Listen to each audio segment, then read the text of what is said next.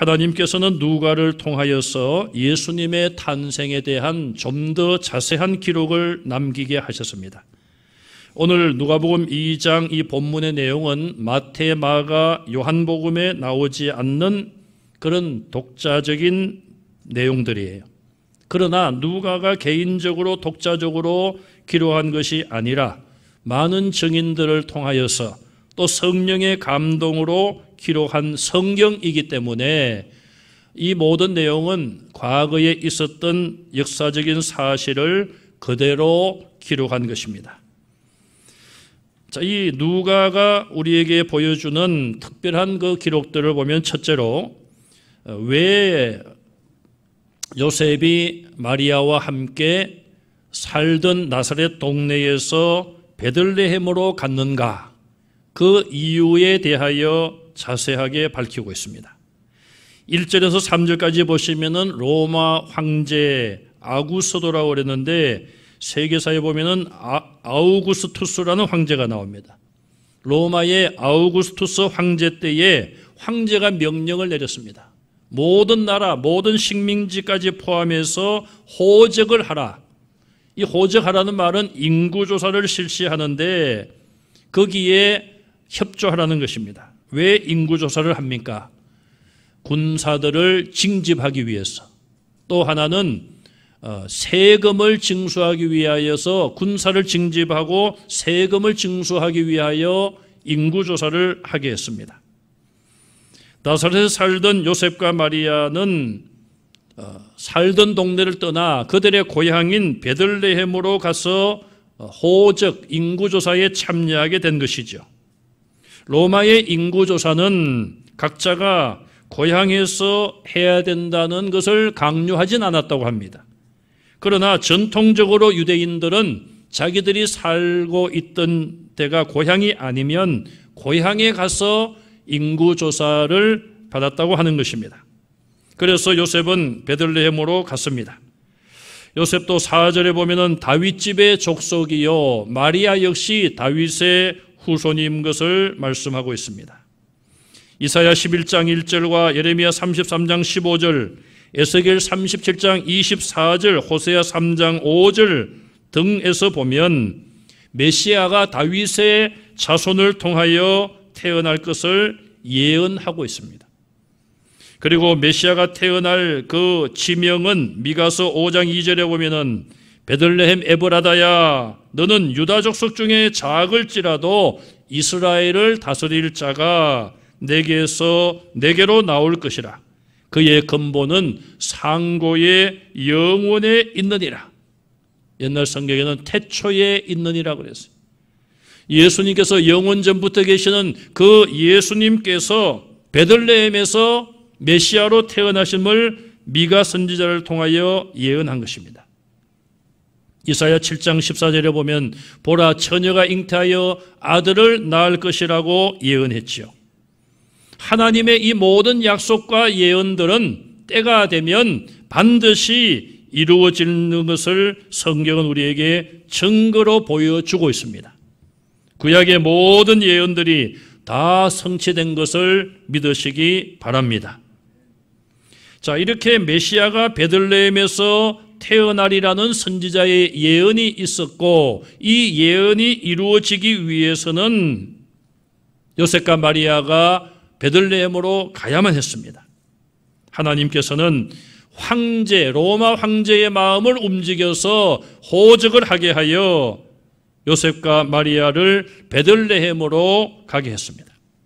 나사렛에서 베들레헴까지는 약 120km, 300리 길이나 되는 먼 길이었습니다. 자, 그러면은 만삭인 약혼녀, 이제는 아내가 된 마리아, 왜 요셉은 만삭이 가까워지는 자기 아내 마리아를 데리고 갔을까요? 이것은 여성들도 인구조사에 꼭 참여해야 됐기 때문이며 또 요셉이나 마리아는 이제 앞으로 마리아를 통해서 출산할 그 아기가 메시아임을 알고 있었기 때문에 그 중요한 일에 남편인 요셉이 함께 있어야 되었기 때문에 그렇습니다. 이처럼 모든 일들을 보면 하나님께서 예언하신 것을 이루기 위하여 모든 환경과 모든 과정을 그 말씀을 이루기 위하여 조성해 가시는 것을 우리는 보게 됩니다. 제가 언젠가도 그런 말씀을 드렸습니다. 하나님의 모든 약속은 다 이루어지고 두 가지 약속이 남았다고 말씀드렸어요. 그 중에 하나는 예수님의 재림입니다. 하늘로 올리워 가신 영생하신 예수님은 하늘로 올라가신 그 모습 그대로 이 세상에 다시 오신다고 분명히 말씀했습니다. 예수님이 땅에 오셔서 모든 것을 심판하시고 죽은 자들이 다 영생할 몸으로 부활하여 하나님의 구원의 계획에 들어간 자들, 예수님을 믿는 자들은 천국으로 갈 것이고 그렇지 않은 자들은 지옥에 가는 것. 이 약속, 이 예언의 말씀도 반드시 이루어질 날이 올 줄로 믿습니다. 또 하나는 우리가 믿음으로 기도할 때 하나님께서 응답 주신다는 이 약속도 반드시 이루어질 것입니다. 어떤 분들은 간절하게 살아생전에 기도했는데 눈을 감으시면서 기도의 내용이 응답받지 못하고 이 세상을 떠날 수도 있습니다. 그러나 하나님께서는 그 간절한 기도를 기억하시고 기도한 분이 하나님 나라에 간 이후에도 자녀손들에게 그 기도의 응답을 주실 수도 있습니다.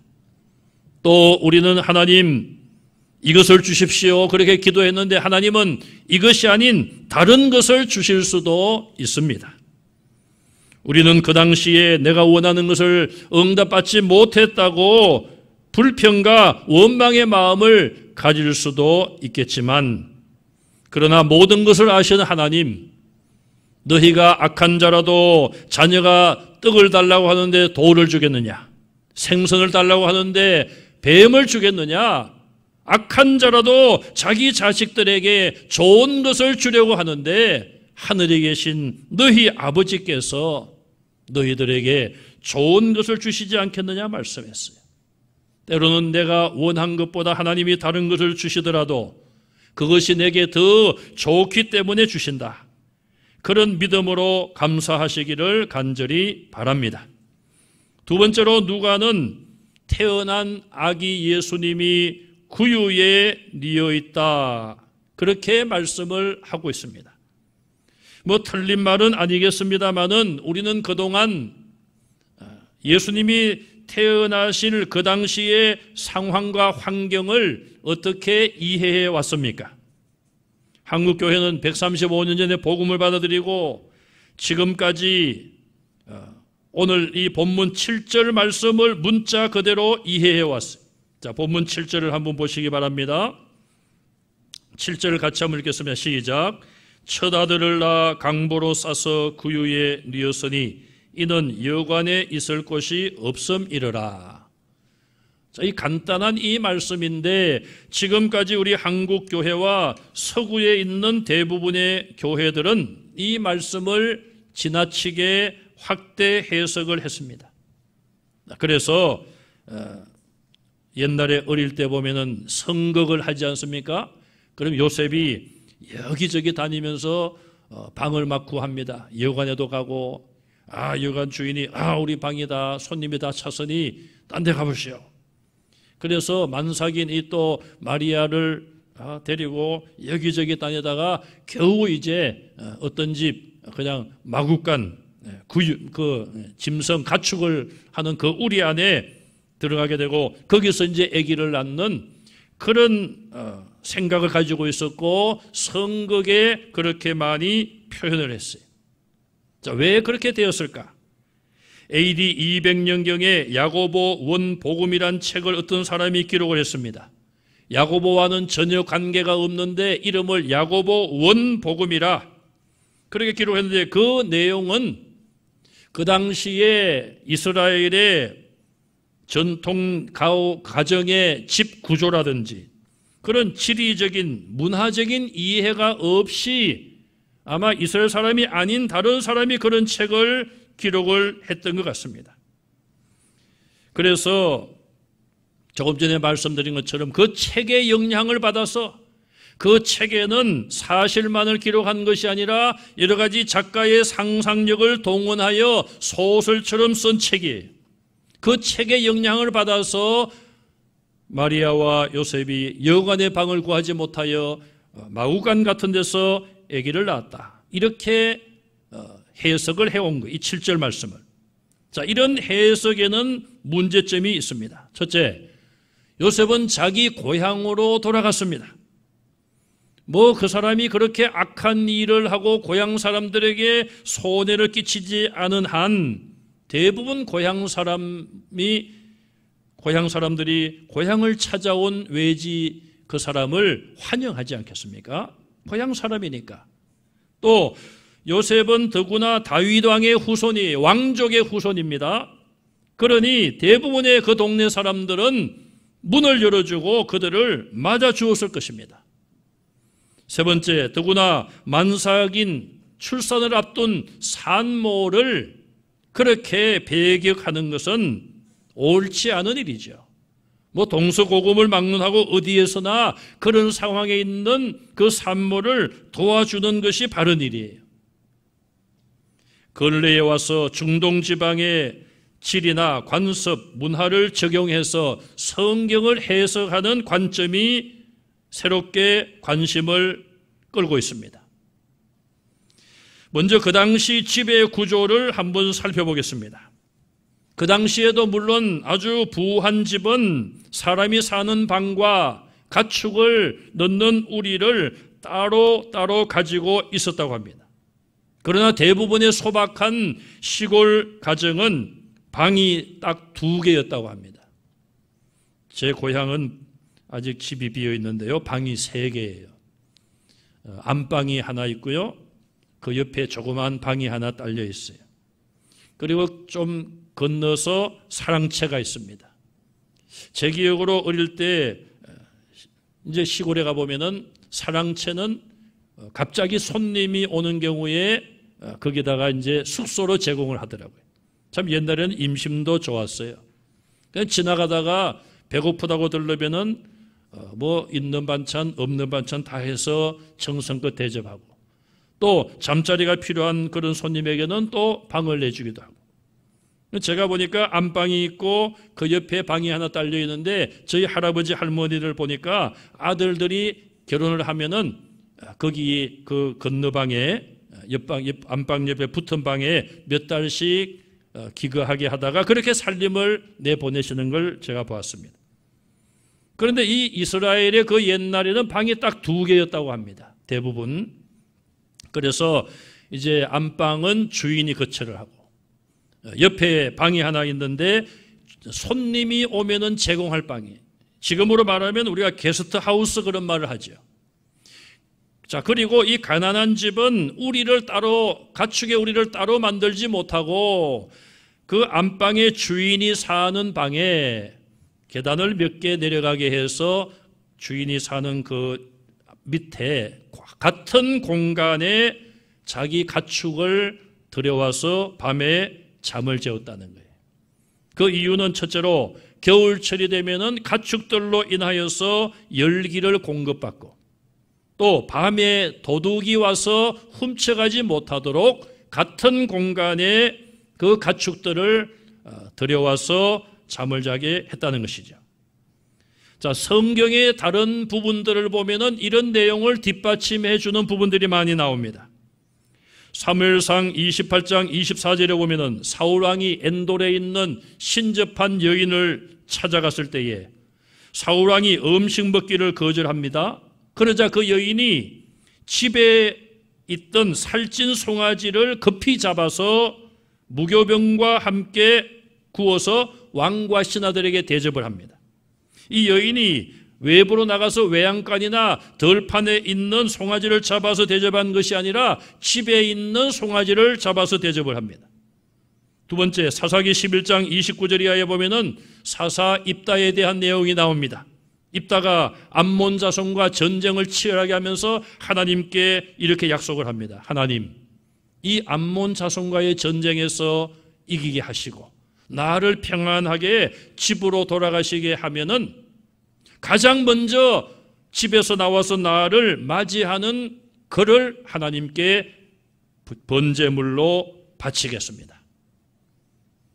여러분, 나중에 보면은 이 딸이, 입다의 사랑하는 딸이 가장 먼저 집에서 나와서 자기 아버지를 환영해요. 입다가 그런 생각을 했겠습니까? 입다의 생각은 집의 구조가 집 문을 열고 들어가면 먼저 한쪽에 가축들이 있는 우리가 있고 계단을 몇 개 올라가면은 거기에 가족들이 사는 방이 있는 거예요. 그러니 아침에 자기가 집으로 돌아갔을 경우에 문이 열리면 가장 먼저 양이나 염소나 낙이, 그런 가축이 나올 것을 생각을 했을 거라고 말이에요. 세 번째로 마태복음 2장 11절에 보면 동방에서 온 박사들이 별의 인도를 받고 옵니다. 왕을 만난 이후에 그 별이 계속하여 그들을 인도하는데 어느 집 위에 그 별이 멈추었습니다.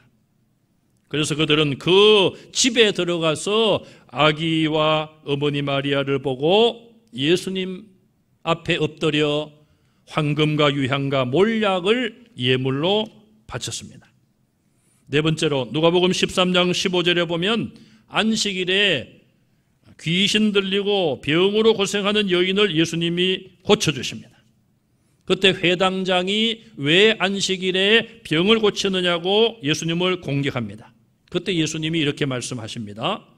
외식하는 자들아, 너희가 각각 안식일에 자기의 소나 나귀를 외양간에서 풀어내어 이끌고 가서 물을 먹이지 아니하느냐.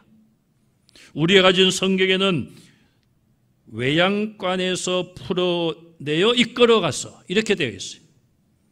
9세기경에 나온 아랍어 번역 성경에 보면 너희 모든 이가 너희 소나 나귀를 집안에 있는 구유에서 풀어 밖으로 데려가 물을 먹이지 아니하느냐. 여러분, 이 아랍 번역 성경이 가장 그 지역의 질이나 환경 또 문화를 우리에게 잘 이해시키는 그런 번역으로 생각이 됩니다. 지금 우리는 이 이슬람 국가에 대해서 굉장히 부정적인 생각을 가지고 있죠.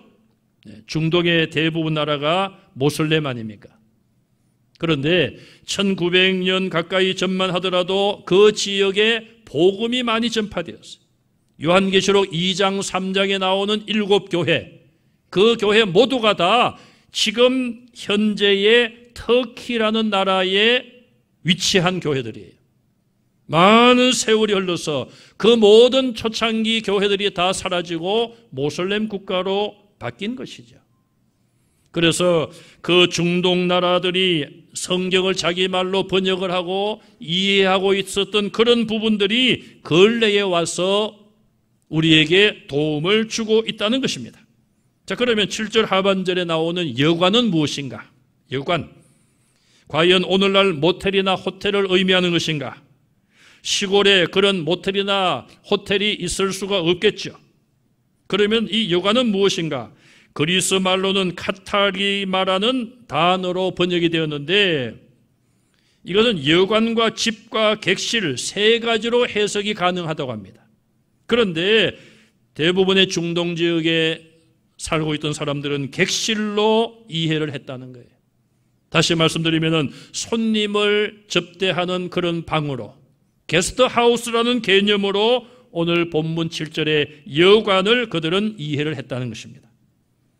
자, 우리는 이 모든 것을 볼 때에 아무도 요셉을 환대하지도 아니했고 도와주지도 아니했고 그냥 겨우겨우 외양간에 하나 얻어가지고 거기서 예수님이 태어났다, 이렇게 생각해 왔지만 이런 모든 과정을 통해서 우리가 조금 더 성경을 바르게 이해하기 위해서는 그 당시에 주택의 구조가 그러했고 요셉은 그 중에서도 가장 자기와 친한 가정에 들어갔을 것이다. 그리고 그 가정은 게스트하우스에 이미 다른 손님이 있어서 그 방을 내줄 수 없기 때문에 결국 자기와 자기들이 가족들이 사는 같은 공간에서 아기를 낳게 했다, 이렇게 이해를 해야 될 것입니다. 저희가 미국에 살 때 아이들이 어렸죠. 한 20년 전 이야기 같습니다만은 20년도 조금 더 된 것 같아요. 그때 우리 박영규 교수님, 총신신학대학원 교수님인데, 그 박영규 교수님 가족이 그 LA에 왔어요. 그리고 저희 집에 연락이 와서 저희 집에서 이제 같이 교제도 하고 하룻밤 이제 자겠다고. 그리고 이제 아이 남매를 데리고 이제 우리 집에 왔습니다. 참 반갑죠. 외국에서 친한 친구를 만나면은 얼마나 반갑겠어요. 그때 마침 방이 2개라서 저희가 이제 우리 가족들이 한 방에 자고 그 가족들이 또 이제 뭐 방이 크진 않습니다만은 4식구가 또 자고. 참 얼마나 불편했겠어요, 여러분. 뭐 저희가 그때 월세 800달러 내는 그런 집에서 이제 살았으니까 80만 원 비싸지만은 미국에서는 제일 싼 집이에요. 얼마나 불편했겠습니까, 여러분? 그 정도 뭐 불편한 집이었어요. 아침에 일어나서 이제 뭐 그동안 좀 교제를 하고 대화를 하고 아침에 이제 또 가게 되어서 인사를 하고 이제 제가 배웅을 했어요. 나중에 와서 보니까 봉투가 하나 놓여 있더라고요. 그래서 제 기억으로 그게 100불이었는지 200불이었는지 잘은 모르겠습니다만은 참 그 돈이면은 편하게 가서 뭐 모텔이다 호텔 같은 데서도 얼마든지 잘 수 있는 돈이에요. 그런데 왜 불편하게 저희 집에 왔을까요? 제가 친구니까 그런 거예요. 다른 이유는 하나도 없습니다. 요셉이 마리아를 데리고 들어간 집도 바로 요셉이 잘 아는 그런 집이었을 거예요. 그러니 그런 가난하고 어려운 그런 여건과 그런 집 구조 속에서 그래도 가장 신경을 많이 쓰고 정말 마음을 쏟아서 이 마리아의 출산을 도왔을 것이라는 것이죠. 마태복음 2장 1절 이하에 보면은 예루살렘의 헤롯 왕이 메시아가 탄생한 것을 모르고 있어요. 그런데 이 누가는 메시아가 탄생한 것을 가장 먼저 소식을 들은 사람은 목자들이라고 소개하고 있습니다. 헤롯 왕도 몰랐을 뿐 아니라 종교 지도자들인 대제사장이나 성경 박사들인 서기관들, 그들은 구약의 선지자들을 통한 메시아가 오실 것이라, 베들레헴에 오실 것이라, 그런 내용을 머리로 지식적으로는 알고 있었지만 그 예언이 성취되었는데도 불구하고, 메시아가 자기들 땅에 태어났음에도 불구하고 아무도 모르고 있었다는 것이죠. 요셉과 마리아 당사자들, 마리아의 말을 들은 사가랴와 엘리사벳 정도만 메시아가 태어난 것을 알고 있었죠.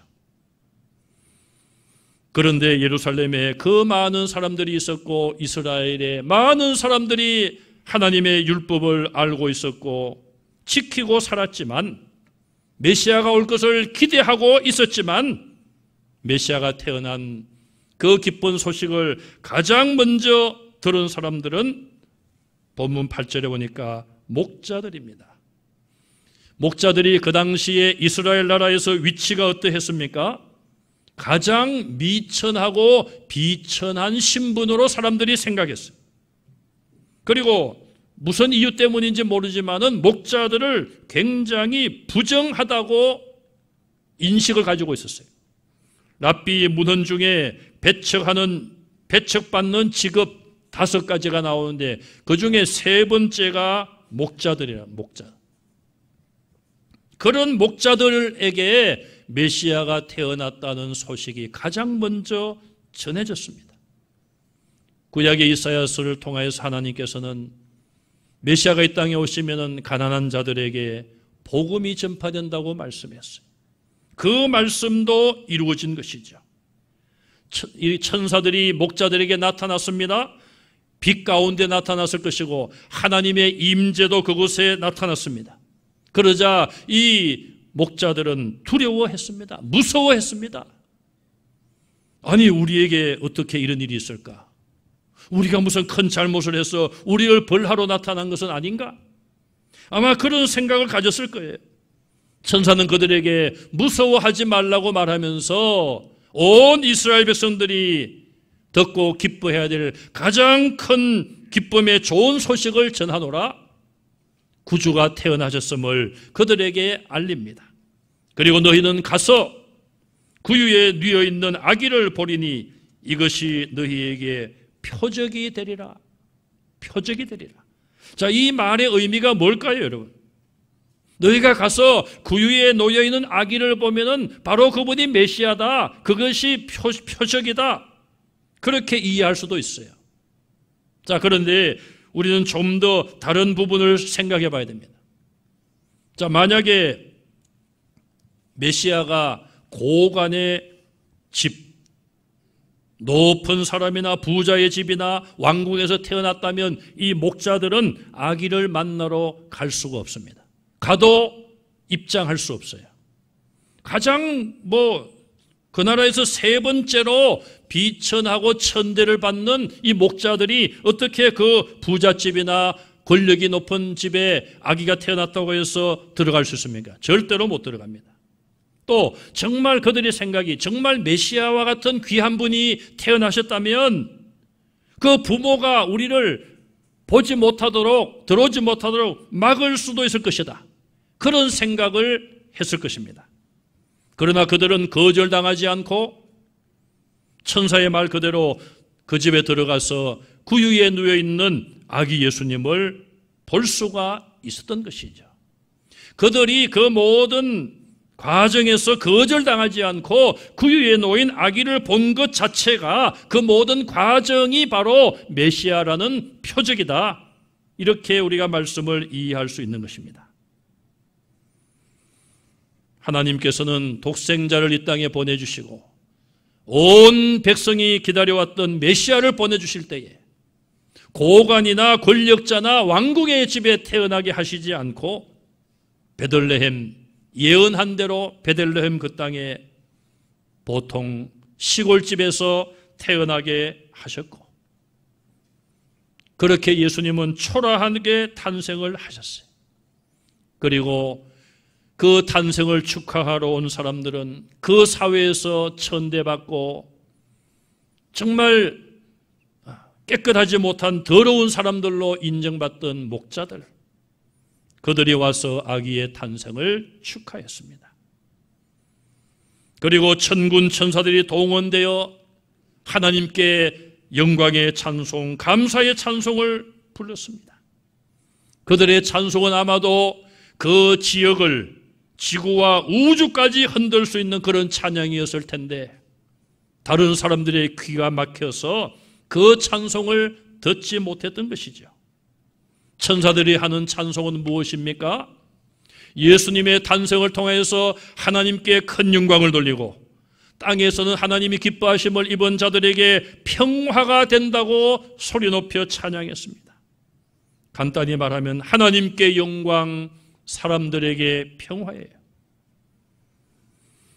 구약의 예언대로 오신 메시아이신 예수님은 장차 십자가에 못 박혀 대속의 피를 흘려 죽으심으로 인하여서 하나님을 떠났던 많은 죄인들이 예수님을 믿음으로 하나님께 돌아와 하나님을 예배하고 하나님의 자녀로 신분이 회복되어 하나님을 섬김으로 하나님께는 영광이 되는 것이죠.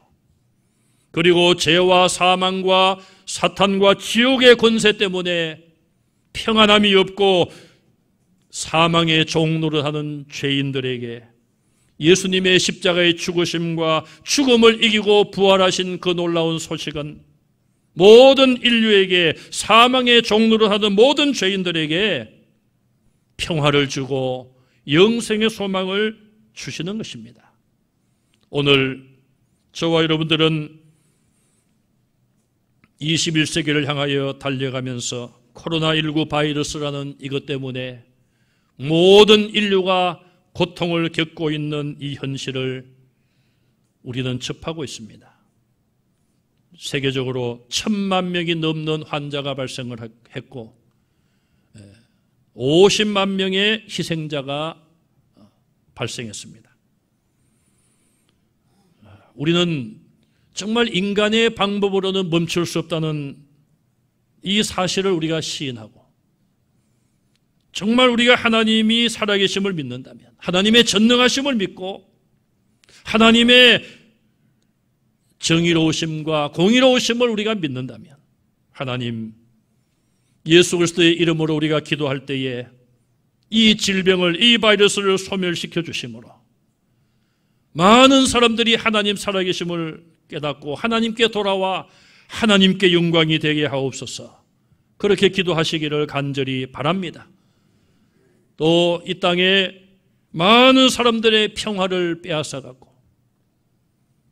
또 여러 가난한 계층들이 얼마나 이 질병에 지금 노출되어서 어려움을 겪고 있습니까?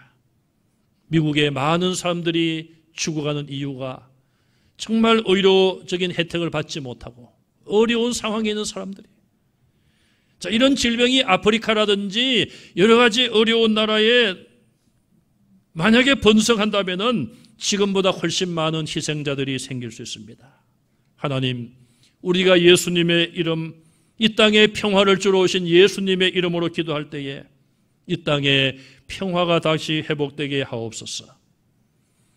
우리가 더 간절하게 기도하여 우리의 기도를 하나님이 긍휼히 들으시고 응답해 주심으로 하나님께 영광이 되고 또 이 땅에 평화가 되는 그런 아름다운 열매가 우리의 기도를 통해서 나타나기를 주님의 이름으로 축원합니다.